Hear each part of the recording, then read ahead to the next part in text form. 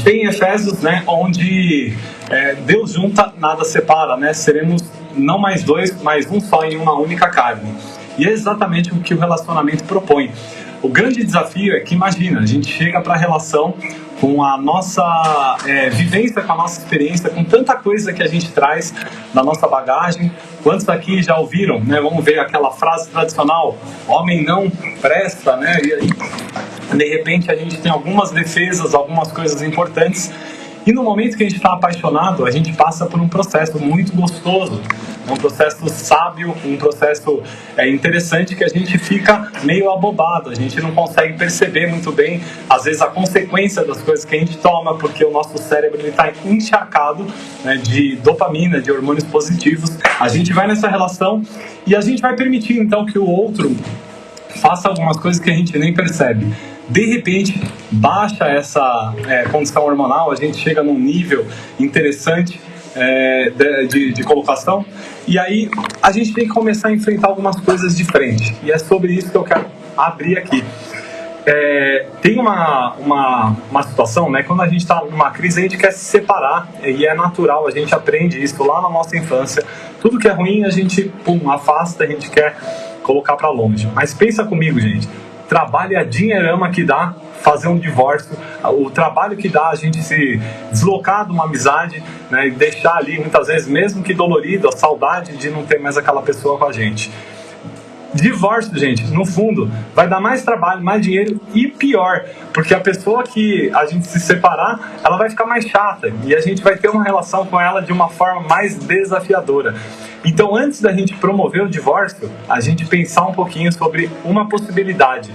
A gente toma uma decisão e essa capacidade que a gente tem lá atrás, quando a gente está, às vezes, numa festa e perceber que é bom, a gente está no churrasquinho e aí percebe que é legal aquele momento, a mesma capacidade a gente tem que ter de ter a dignidade, a integridade, a grandeza de perceber que a gente tem essa capacidade de decidir o que a gente faz com o dia de hoje. Assim como a gente se une nessas relações, o casamento é a questão mais trazida nos consultórios de terapia.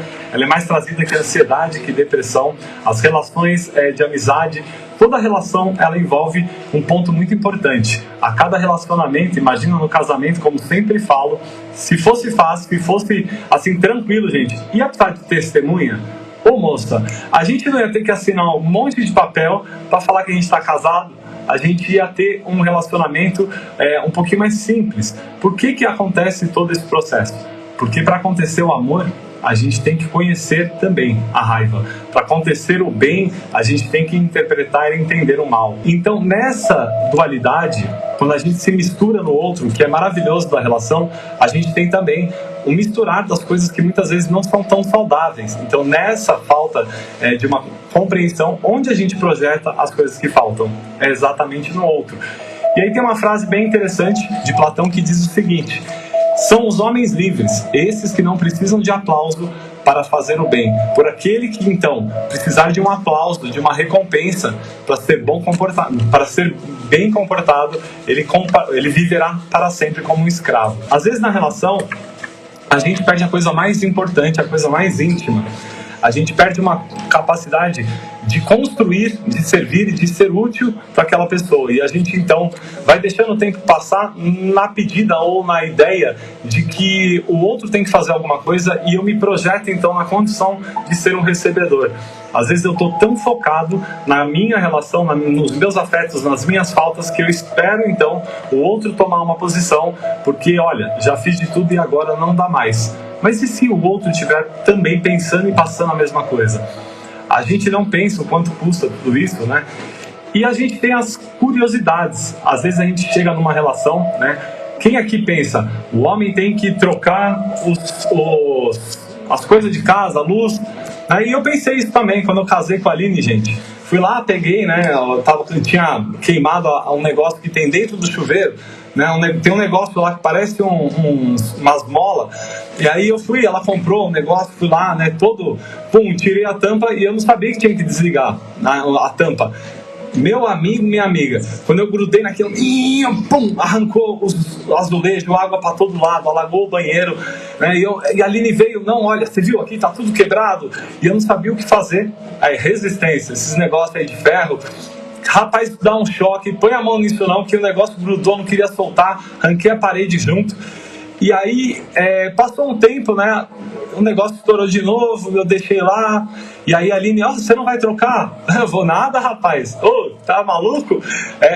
Aí, no fundo, né, busquei uma ajuda, um auxílio. Veio um bombeiro na minha casa, trocou esse trem da resistência, né?